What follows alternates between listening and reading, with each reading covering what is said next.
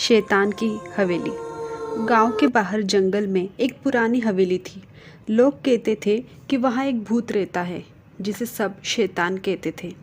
गांव के बुजुर्ग बताते थे कि वो हवेली कभी एक अमीर जमींदार की थी जिसने अपने लालच और घमंड के कारण कई मासूमों की जान ली, जिनकी आत्माओं का बदला लेने के लिए एक खौफनाक आत्मा ने जन्म लिया।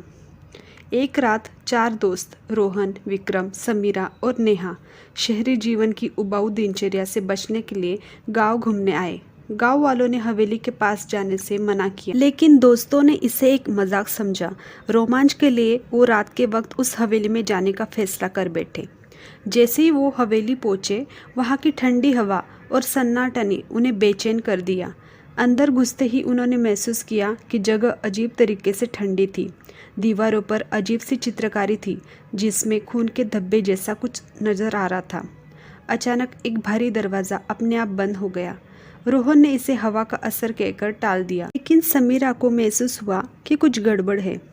जैसे जैसे वो अंदर बढ़े, नेहा ने महसूस किया कि कोई उनके पीछे चल रहा है। जब उसने पलटकर देखा तो वहाँ कोई नहीं था। वो डर के मारे चिल्लाई। सब उसे समझाने लगे, लेकिन तभी पास रखे एक आईने में उन्हें एक परछाई दिखाई दी। वो परछाई किसी इंसान की नहीं थी। विक्रम ने मजाक में कहा, क्यों डर रहे हो, यहाँ कुछ नहीं है। लेकिन जैसे ही उसने ये कहा, एक भयानक आवाज़ गूंजी, तुमने मुझे बुलाया है, अब जाओगे नहीं। सबके रोंगटे खड़े हो गए। रोहन ने टॉर्च जलाने की कोशिश की, लेकिन बैटरी खत्म हो चुकी थी। हवेली अचानक से और अंधेरी हो गई। समीरा ने महसूस किया कि किसी ने उसका हाथ पकड़ लिया। जब उसने देखा तो वहाँ कोई नहीं था। उन चारों को एक पुरानी किताब मिली जिसमें लिखा था कि वो हवेली के मालिक ने अपनी हवेली में एक पवित्र मूर्त को तोड़कर वहाँ काला जादू करवाया था। उसी जादू के कारण शैतान ने जन्म लिया। किताब में एक मंत्र भी लिखा था जिससे शैतान को शांत किया जा सकता था, लेकिन ये आसान नहीं था। नेहा ने हिम्मत जुटाकर मंत्र पढ़ना शुरू किया। जैसे ही उसने पहला शब्द पढ़ा, हवेली हिलने लगी। शैतान ने उन्हें डराने की हर कोशिश की, लेकिन नेहा ने मंत्र पूरा पढ़ा। अचानक एक तेज़ रोशनी हुई और हवेली फिर से शांत हो गई। अगली सुबह गांव वालों ने देखा कि हवेली गायब हो चुकी थी। चारों दोस्तों ने गांव वालों को सब कुछ बताया। तब से किसी ने उस जगह का रुख नहीं किया, लेकिन रात के समय उस इलाके से अभी भी डरावनी आवाज़ें सुनाई देती हैं। क्या ये सचमुच अंत था या शैतान फिर लौटेगा?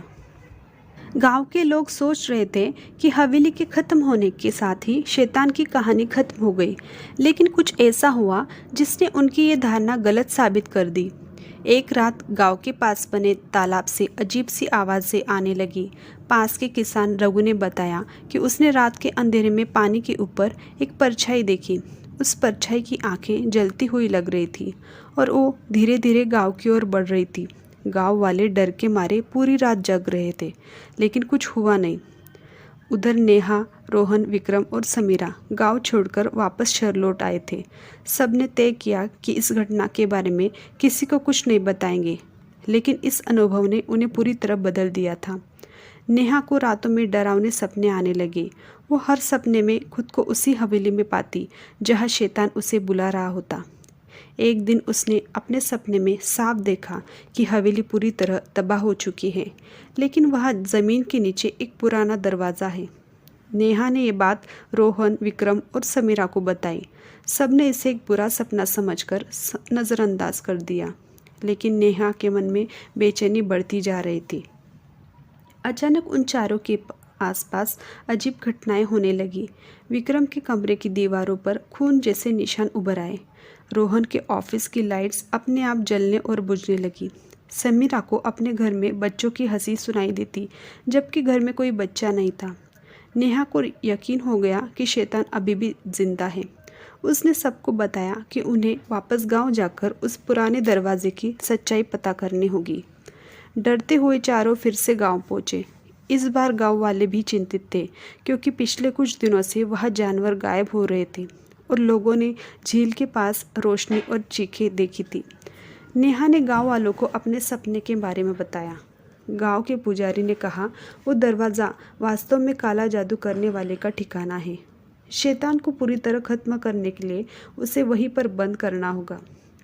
चारों ओर गांव के कुछ लोग उस जगह पहुंचे जहां हवेली कभी थी। ज़मीन खोदने पर उन्हें लोहे का एक दरवाज़ा मिला। दरवाज़ा खोलते ही एक भयानक बदबू ने सबको जकड़ लिया। सीढ़ी थी जो अंधेरे में कहीं गहरी जा रही थी। जैसे ही वो नीचे पहुंचे, वहाँ एक बड़ा कक्ष था। कक्ष की दीवारों पर रक्त से लिखे हुए मंत्र और विचित्र प्रतीक बने थे। बीच में एक काले पत्थर का ताबूत था।